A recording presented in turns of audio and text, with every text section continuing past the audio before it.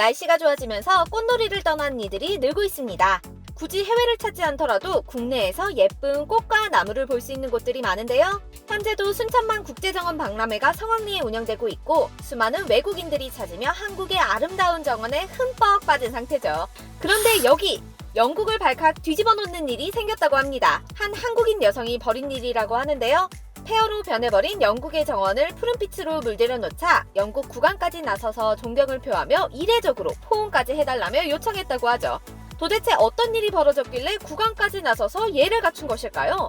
이 놀라운 여성의 정체 들어보시면 깜짝 놀라실 겁니다. 이미 프랑스의 일본식 정원 스타일을 한국식으로 바꿔본 경험이 있다고 하는데요. 오늘은 유럽의 삭막한 정원들을 한국식으로 따뜻하게 바꿔버린 황지혜 작가의 저력에 대해 전해드립니다. 오늘도 귀한 시간 내서 클릭해주셔서 감사합니다. 구독은 오늘의 큰 힘이 됩니다. 영국 찰스 3세 국왕이 멋지다고 감탄하며 작가를 꼭 안아주는 등 첼시 플라워쇼에서 한국 정원이 주목받고 있습니다. 현지 시각 22일 개막한 영국 대표적인 정원 원예 박람회 첼시 플라워쇼에 우리나라 황지혜 작가가 지리산에서 영감을 받은 정원 100만 년 전으로부터 온 편지를 출품했는데요. 100만 년 전으로부터 온 편지는 첼시 플라워쇼의 얼굴이자 주요 경쟁 부분인 쇼가든에서 12개 출전작 중 유일한 해외화 작품으로서 개성을 뽐내며 눈길을 끌었답니다. 이번 행사를 찾은 영국의 찰스 3세 국왕도 정원을 둘러보고는 정말 마음에 든다, 훌륭하다, 경탄할 만하다 라는 등 찬사를 쏟아낸 것으로 알려져 있고요. 황지혜 작가 측에 따르면 찰스 3세는 이날 오후 5시 반에 찾아와서 10분 정도 머무르면서 꼼꼼히 설명을 들었으며 예전과 달리 정원 안에 들어가 보겠다고 해서 경호원들을 당황하게 하기도 했다는데요. 찰스 3세는 커밀라 왕비와 나눠서 둘러보면서 쇼가든 출전작 중 3개만 방문했고 그중 황 작가 작품을 가장 먼저 찾았다는 후문이죠.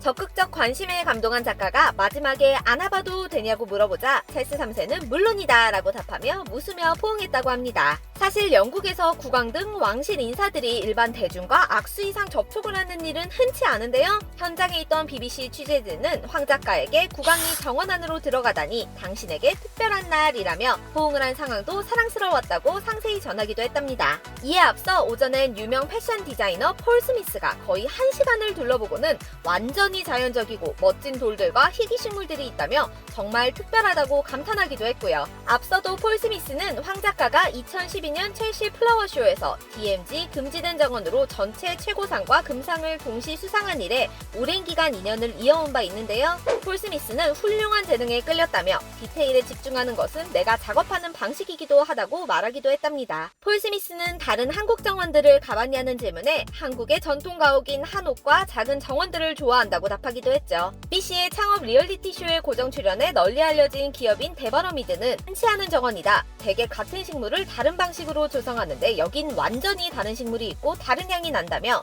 마치 설계해서 만든 게 아니라 자연적으로 형성된 정원 같다고 감탄을 금치 못했는데요. 찰스 3세 대관식의 플로리스트인 셰인 코널리는 매우 정교하고 탁월하다며 다른 정원들과 달리 영원할 것 같은 느낌이라고 전하기도 했답니다. 이번에 화제가 된 100만 년 전으로부터 온 편지는 지리산 동남쪽 약초군락을 모티브로 했으며 약초와 원시적 형태의 자연 풍경을 통해 환경을 지키자는 메시지를 전했습니다. 특히나 한국의 지리산에만 있는 지리밭꽃, 멸종 위기종인 나도승마, 산삼, 더덕 등 토종식물 등 식물 300여 종과 총 200톤의 무게의 바위들로 가로 10m, 세로 20m 크기 땅에 지리산의 야성적인 모습을 재현한 것에 초점을 맞췄죠. 바위 사이엔 지리산 젖줄을 표현한 작은 개울이 흐르고 중심엔 지리산 약초 건조장을 참고해 만든 5m 높이탑이 서 있는데요. 황 작가는 20억 년 넘는 시간을 상징하는 바위의 밑에서 자라는 작은 식물들이 100만 년 전에서 온 편지처럼 보일 것이라며 제작 의도를 설명했답니다. 그러면서 지리산 약용식물의 가치와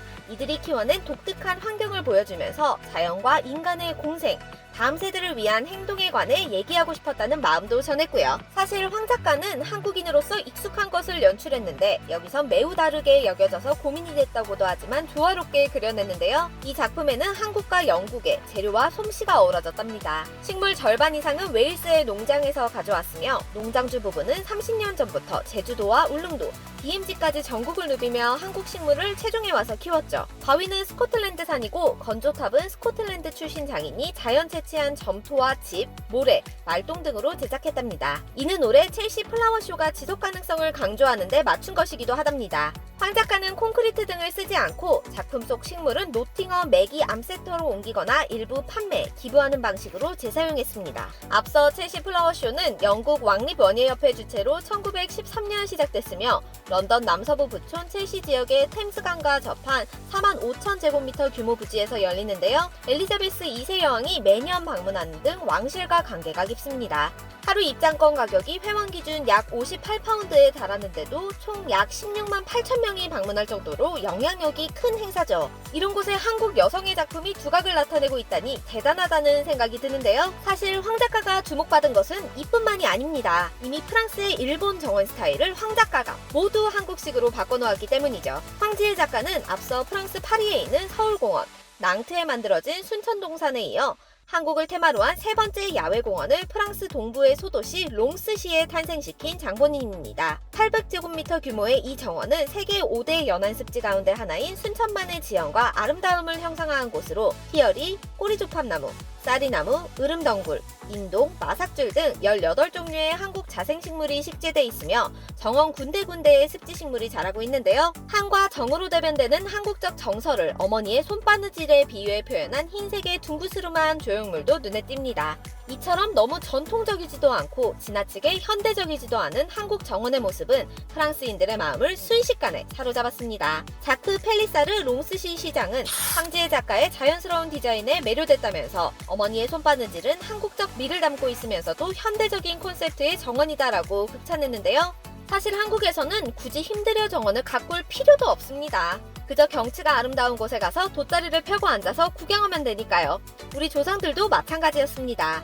조선 사대부 정원의 한 유형인 원림은 산지나 계곡 주변 등 아름다운 곳에 만들어 즐긴 자연정원으로 자연을 훼손시키지 않고 즐기는 방식이었는데요. 이 때문에 해외에서는 한국식 정원의 개념에 매료돼 한국 작가의 작품에 푹 빠져버린 것이죠.